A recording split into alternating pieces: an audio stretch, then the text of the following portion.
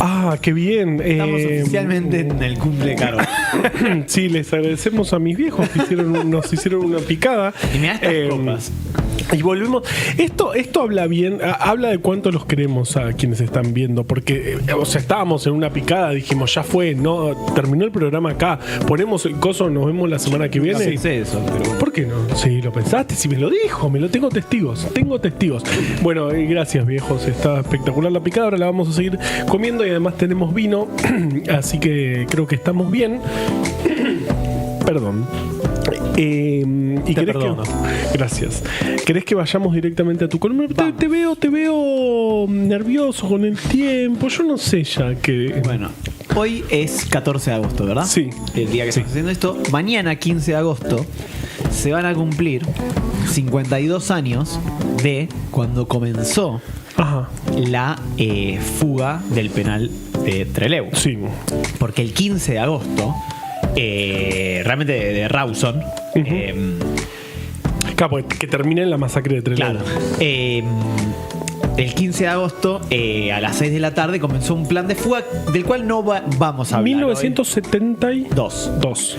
No vamos a hablar específicamente hoy. Si les interesa saber en más detalle sobre la fuga de Rawson y la masacre de Trelew, pueden buscar sobre todo la columna de... los 2 episodios de la primera temporada de Fugas. Primera. Que para Fugas, el mejor podcast de la historia de la humanidad. De lo que vamos a hablar particularmente hoy es ¿de qué vamos a hablar particularmente hoy? Cómo tras la masacre que ocurrió el 22 de agosto, sí. Día más que recordado, y sobre todo en aquella época, tal vez hoy se perdió un poco, que encima coincide con el día del renunciamiento de Evita.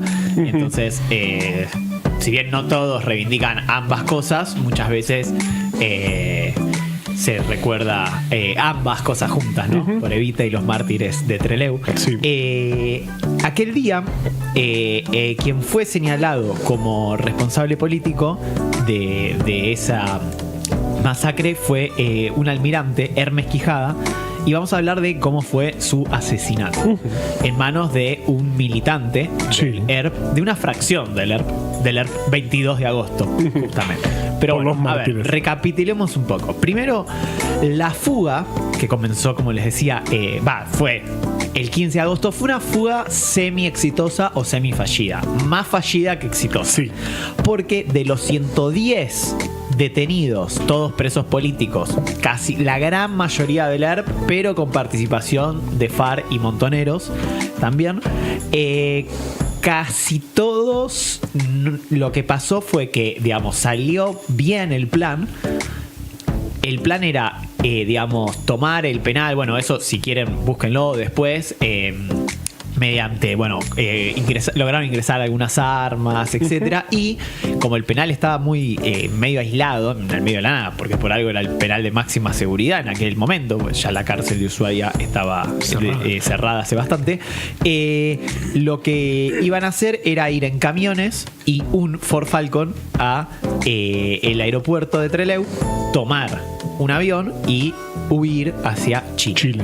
Lo que pasó es que hubo un malentendido, hay 2 versiones de ese malentendido, entre quienes manejaban el camión que iba a llevar a la mayor parte de los detenidos que se fugaba y al Falcón, que eran los más... No, el malentendido fue entre los que en el grupo de apoyo que estaba afuera y el grupo que estaba adentro, o sea, de los detenidos.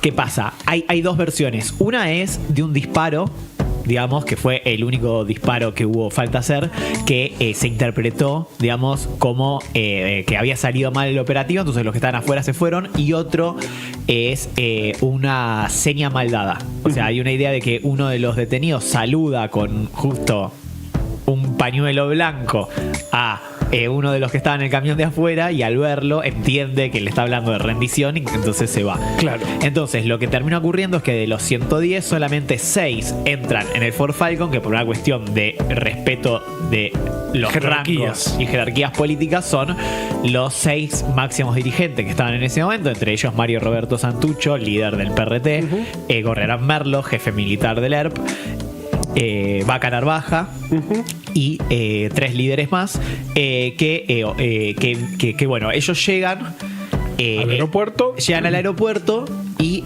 se realiza la toma del aeropuerto, la toma del avión, ellos suben al avión mientras esperaban a ver qué pasaba con el otro grupo. Bueno, el otro grupo, busquen la historia porque la verdad es un delirio. O sea, terminaron algunos yendo en taxi, otros toman un camión, como que bueno, más o menos, pero había que llegar al aeropuerto. Pero logran llegar. Lo que pasa es que como no tenían buena comunicación con el grupo que estaba en el aeropuerto, ya con el avión tomado, obviamente ayudados por otros militantes, porque con 6 personas no vas a tomar un aeropuerto y un avión. Y sostener en el tiempo, esperemos un ratito antes de despegar. Un poco, imagínate el estrés de ese momento. Bueno, la realidad es que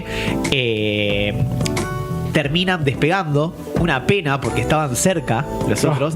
Lo que hacen los otros es sostener la toma del aeropuerto para negociar una rendición donde se les asegure que se va a cuidar la vida y que les den la chance de hacer una conferencia de prensa que queda a cargo de un militante del ERP, Rubén Pedro Bonet, que bueno, que la conferencia de prensa sucede, sí, o sea, está el video, es una entrevista básicamente, como si fuese, o sea, le dan un micrófono y él habla y después se entregan. ¿Qué pasa? Cuando se entregan ya hay un primer problema, que es que ellos, en vez de ser llevados de vuelta a la cárcel de Rawson, al penal, son llevados a la base aeronaval Almirante Sar.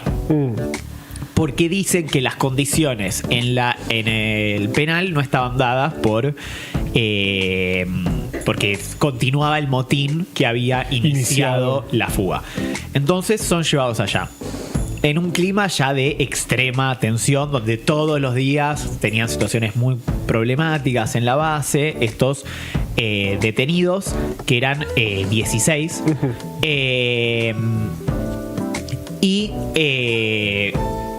De estos 16, 13 van a ser asesinados el día 22 de agosto, cuando a las 3:30 de la madrugada los hagan salir al pasillo y sean, digamos, acribillados.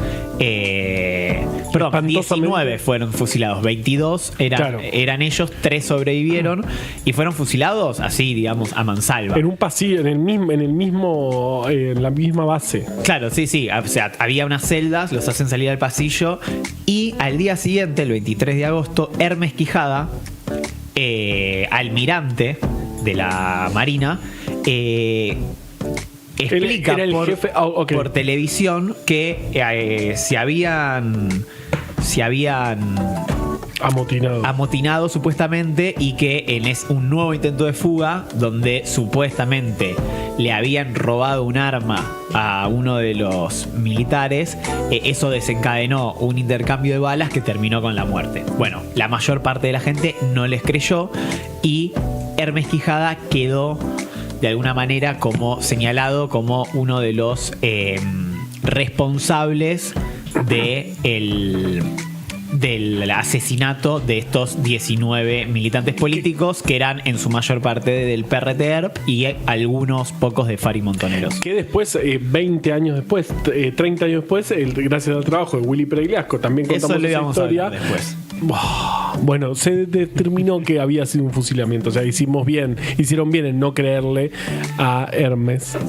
Una vez que llegan a Chile, los del Falcon, los 6 militantes que lograron fugarse, son reenviados a Cuba, donde se reencuentran con varios militantes que, como habían participado también en el grupo operativo por fuera, o sea, el grupo de apoyo, también se fueron a Cuba un tiempo como para borrarse y que no los agarren, porque iban a estar buscados más buscados que buscadín. Sí, entre ellos estaba el gallego Fernández Palmeiro, que va a ser muy importante en esta historia porque el gallego va a comenzar una disputa con Mario Roberto Santucho, líder del PRT-ERP, donde van a tener varias discusiones políticas, sobre todo en dos ejes. Por un lado, una discusión que tenía que ver con el diagnóstico político, donde Palmeiro, junto a otros militantes del RP creían que había que valorizar lo que estaba sucediendo con el peronismo revolucionario y el movimiento de masas que estaba generando la inminente vuelta de Perón al país y las inminentes elecciones que iban a terminar ocurriendo en marzo. Claro. Mientras la cúpula del PRT creía, digamos, que, bueno, o sea, para ellos más bien era un problema porque consideraban que eso era una farsa electoral, que los ponía ante una situación de tener que participar de un marco de la democracia burguesa y que hacía que las masas, por así decirlo, un poco se distrajesen con algo que no iba a traer ninguna solución. Por otro lado, el gallego tenía ciertas disputas sobre cuestiones más organizativas, operativas, sobre cómo se tenía que organizar en términos políticos militares el PRT. ¿Cómo debían entrenar y esas cosas? Es así que tras su vuelta termina formando una de las dos principales divisiones que tuvo el PRT. Una fue la llamada Fracción Roja, que era un grupo trotskista que retoma la tradición trotskista original de alguna parte del PRT, y la otra es un grupo que va a ser bastante fuerte acá en Capital Federal, que es el ERP 22 de agosto. Justamente en homenaje, obviamente, a las víctimas de Trelew. Y Fernández Palmeiro había ya en Cuba, dicen que un día dijo que había decidido que él personalmente iba a hacerse cargo de matar a Hermes Quijada en represalia a los crímenes de Trelew. Entonces es así como un 25 de abril, si no me equivoco, 30 de abril, perdón, un 30 de abril del 73. Del 73, justo en el periodo entre que Cámpora había ganado y que Cámpora estaba por asumir. Un momento donde el ERP oficial y el ERP 22, que acababa de formarse, hicieron muchos operativos. Porque también se venía, todos sabían que el 25 de mayo iba a haber una amnistía a los presos políticos. Entonces los que caían antes del 25 de mayo probablemente volviesen a salir. Lo que hace Palmeiro, en una cosa tal vez un poco demasiado de película y también un poco personalista, como decir, este es mío, sí, niega que lo apoyen mucho, y entonces él y a un amigo de él, Jorge Belomo, los dos muy importantes en un operativo del PRT muy importante, que fue el robo del Banade, del cual hablamos, y pueden buscar la columna, búsquenla en Spotify. En una moto van y bueno, ubican donde, o sea, hacen con un inteligencia trabajo de previa, inteligencia de dónde, cómo se movía Hermes Quijada, y bueno, ese 30 de abril del 73 lo esperan y lo siguen en la moto, y en un semáforo se baja el gallego Palmeiro y le pega un tiro que lo mata un rato más tarde en el hospital a Hermes Quijada. Pero cuando estaba volviendo a la moto, uno de los custodios de Hermes Quijada llega a dispararle a Fernández Palmeiro, que lo llevan rápido a un hospital clandestino, claro, digamos, que tenía el PRT, pero era tan grave la herida que, digamos, sí o sí tenían que llevarlo o hacerle una intervención quirúrgica muy compleja, o llevarlo a un hospital legal que lo curen con suerte, sí, pero que vaya preso. Y él decía que no quería ir preso y decidió morir desangrándose. Dicen que tomando whisky, no sé si será verdad eso, porque no sé cuánto margen tenés para tomar whisky en esa situación, pero la realidad es que un par de horas más tarde terminó muriendo Fernández Palmeiro, con lo cual ambos terminaron muertos. O sea, quien disparó y quien recibió la bala, los dos terminaron muertos. Mirá que de hecho, algunos días más tarde estalló una bomba en o sea, ellos en su sepultura, o sea, en el cementerio de Chacarita, donde estaba enterrado, porque el ERP 22 avisa dónde va a dejar el cuerpo para que lo vayan a buscar, pero sin, obviamente, decir, che, está acá, porque eso era una casa operativa. Y entonces bueno, después, digamos, como que se ataca a su tumba también. La historia, bueno, el ERP 22 después, la verdad es que entra en una crisis importante después de este operativo, y con el correr del tiempo simplemente algunos militantes o van a volver al ERP o se van a integrar a Montoneros, o sea, van a terminar de hacer su transición hacia el peronismo revolucionario, entre ellos, por ejemplo, Miguel País, o otro del quien hablamos, Daniel Open, del cual hablamos en la columna de Fatrac. Es verdad. Que también la pueden Qué buscar. manera de hablar de historia en este programa, por favor. En el año 2007, Sí, o sea, mucho tiempo después, sí. y hace más o menos un tiempo, durante el gobierno de Néstor Kirchner, se le cambió el nombre a una base naval que llevaba el nombre de Hermes Quijada. Una base en Río Grande que llevaba el nombre de Hermes Quijada en honor a él, y se le puso Pioneros Aeronavales en el Polo Sur. Pero mucho más importante es que en octubre de 2012, y ahora sí, gracias al trabajo de nuestro amigo Willy Pregliasco, Con quien hablamos en nuestra etapa FM La Patria. Sí, ahí hablamos sobre su investigación sobre los asesinatos de Maxi Darío en 2002.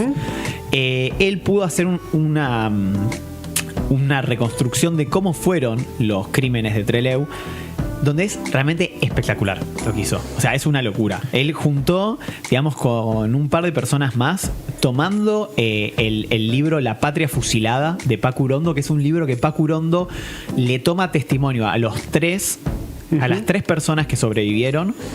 Y en base a esos testimonios, Willy, con las personas que lo estaban ayudando, construye, digamos, una recreación de cómo era el escenario, porque aparte, de hecho, tienen que usar unas radiografías para analizar las paredes, porque la base Almirante Sar había sido totalmente refaccionada. Entonces Muchísimas empiezan a veces. rascar las paredes y buscar hasta encontrar, digamos, algunos efectos, digamos, de las balas, si bien no pudieron encontrar ningún resto de bala, pero por cómo era el lugar, pudieron demostrar cómo habían salido los disparos, de qué lado hacia qué lado. Claro, no, justamente por dónde habían sido los impactos, que llegaron, creo que después de remover 17 capas de pintura, llegaron a aquella capa de pintura que tenía los impactos de las balas, y por cómo estaban distribuidos, demostraron estadísticamente que había sido un fusilamiento y no un tiroteo, porque si fue un tiroteo, como decían los milicos, tendría que haber balas de todos lados, y solo eran en una altura específica. Entonces obviamente eran personas arrodilladas y otros disparándoles. No había otra explicación. Espectacular. No, y es muy loco que haya utilizado como fuente un libro de un poeta como Paco Urondo, que aparte Paco Urondo hace ese libro en la cárcel con los 3 militantes que sobrevivieron, que estaban presos, y les toma testimonio antes de que salgan en libertad el 25 de mayo del 73, cuando se hace la amnistía a los presos políticos. Y los 3, no por casualidad, terminaron desaparecidos, porque es más, uno terminó asesinado en el año 82. Claro. Es decir, como que hubo cierto interés de la dictadura que ninguno sobreviviese. En tapar claramente. esa masacre. Pero bueno, esa es la muy breve historia de cómo el gallego Fernández Palmeiro, de el ERP 22 de agosto, ajustició asesinando a Hermes Quijada, responsable político de los fusilamientos de Trelew. Y para ello ¿qué vamos a escuchar una canción que realmente habla de este episodio. De hecho, todo era una excusa para escuchar esta canción, porque es un temazo. A ver. De Andrés Calamaro, Ajá. alguien que hoy creo que no haría esta canción, ¿Qué sé yo? pero es un temazo y se llama 22 de agosto la Mirá, canción. espectacular. Vamos a escucharlo.